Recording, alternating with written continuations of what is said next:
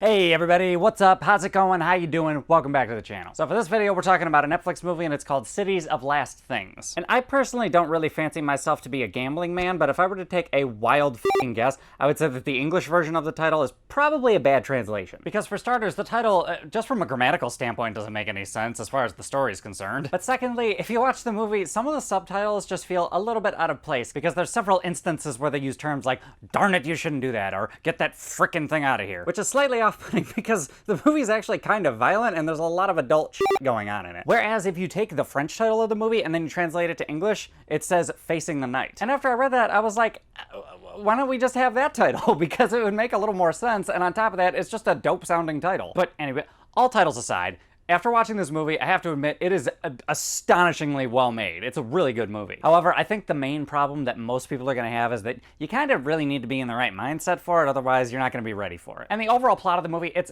essentially just a story about just a tortured man. So it's not really necessarily a story-driven movie as much as a character-driven story, because it's basically just chronicling this dude's life, and it's also told out of chronological order. So basically, as the movie unfolds, you kind of witness all the crazy, f***ed up things that this dude has had to go through, and like, it kind of forms the man that he is and what he will ultimately become. And that's pretty much it. It's just a very in-depth character study. Which leads me to the first negative is, like I said, you really do need to be in a very particular mindset to kind of get into this movie, I think. Because there are definitely some important and or noticeable things that happen in the first like 30 to 40 minutes of the movie, but I found myself checking out every once in a while. Like I wasn't as invested. But slowly, after a while, like by the time the second half of the movie rolled around, I didn't even want to get up to go to the bathroom because I actually wanted to find out what the f*** was going to happen next. Because you just feel how emotionally downtrodden this main character is and like all the bullshit that he has to put up with. And the only other negatives that I have are there are three very short scenes that are kind of questionable. And all three of them, they just felt a little bit like they were something out of a cartoon in the middle of this very serious drama movie. I understand why two of them were in the movie because they were helping to drive the story forward, but they were just like filmed kind of funky. And the third one is like the very last shot in the movie. I won't tell you what it is, but it's just, I feel like it was trying to make you feel a certain thing, but like kind of artificially. Outside of those things though,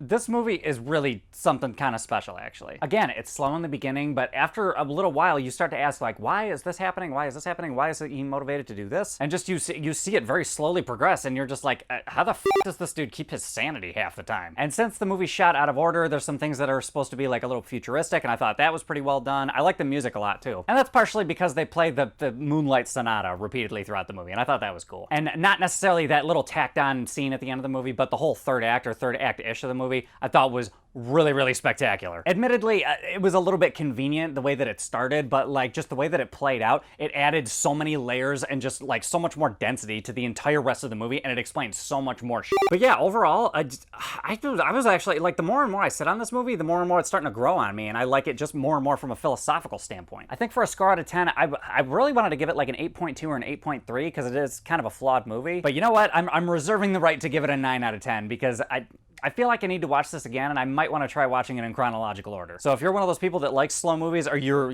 just happen to be in the mood for a slow movie, I vehemently recommend this movie. I think most people will dig it. But anyway, guys, those are my thoughts. What are your thoughts? Have you seen this movie? Have you heard of it? Hop in the comments, let me know what's up. Other than that, if you like this review, give me a like, subscribe, hit the bell, do all that other happy horse shit, and I will catch you guys next time.